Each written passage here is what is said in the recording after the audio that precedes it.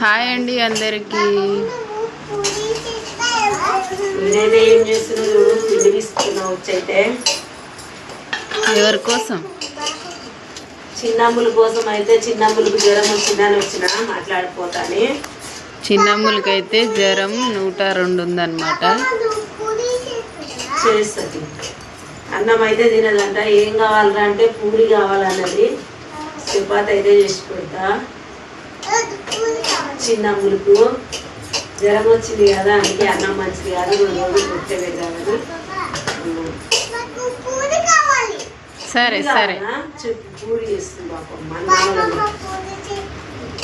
1/2 KG పిండి తెచ్చి అయితే ఇచ్చిన అత్తమ్మకు. అత్తమ్మ అయితే పిండి తీసుకుతుంది. ఇంకా అత్తమ్మ చేస్తుంది, నేనైతే కాలుస్తాను అనమాట.